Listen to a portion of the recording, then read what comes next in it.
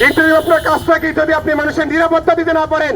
এমন একজন বৃদ্ধ লোকের স্বরাষ্ট্র উপদেষ্টা করা হয়েছে, সে এতদিন পর্যন্ত তার সফলতার কিছুই দেখাতে পারেনি। আজকের এই দিনে যদি আপনারা ক্যাম্পাসের দিকে তাকান, এই দেখি ঢাকা বিশ্ববিদ্যালয় ক্যাম্পাস থেকে গুলিস্তান, এটা আইডেন্টিফাই করা কঠিন হয়ে গেছে।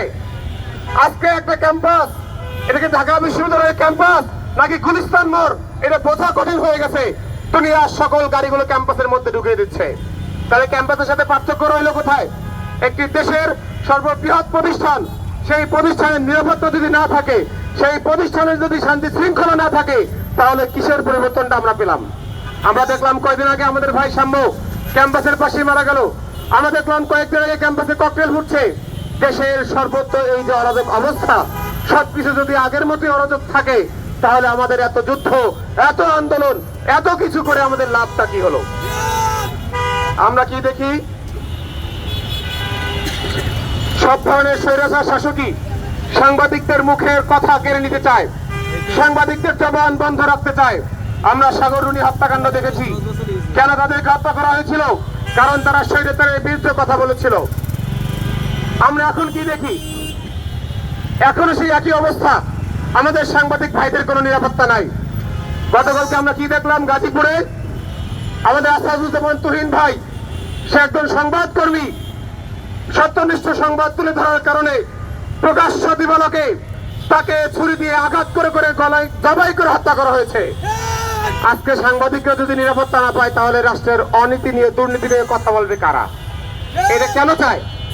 আগে আমরা কি দেখতাম?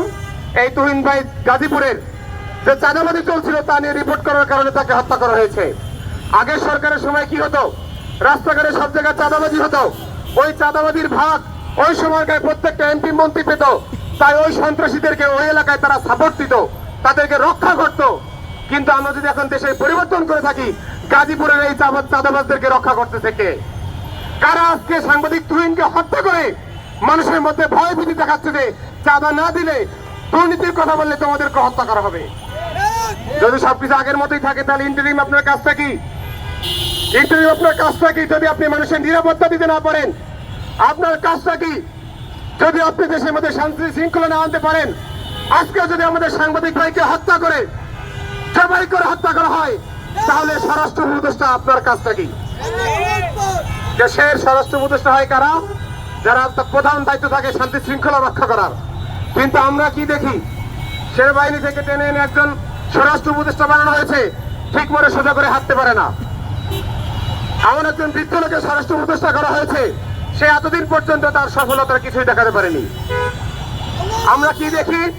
স্বরাষ্ট্র উপদেষ্টা দুদিন পরে এখানে সেখানে গিয়ে গিয়ে ছোট ছোট রিলস ভিডিও বানায়, টিকটক করে, অনলাইনে ভাইরাল করে, কাজের কিছু নাই। স্বরাষ্ট্র উপদেষ্টার মূল কাজ কি ছিল? তার মূল কাজ ছিল দেশের শান্তি শৃঙ্খলা রক্ষা করা। তার মূল কাজ ছিল মানুষের নিরাপত্তা নিশ্চিত করা। আজকে যদি আমাদের দেশের সাংবাদিকরাই নিরাপদ না থাকে, আজকে যদি ঢাকা বিশ্ববিদ্যালয় শিক্ষার্থী সাম্য ক্যাম্পাসের ভিতরে যদি সে নিরাপদ না থাকে, তাহলে দেশের নিরাপত্তা আজকে কোথায় রয়েছে?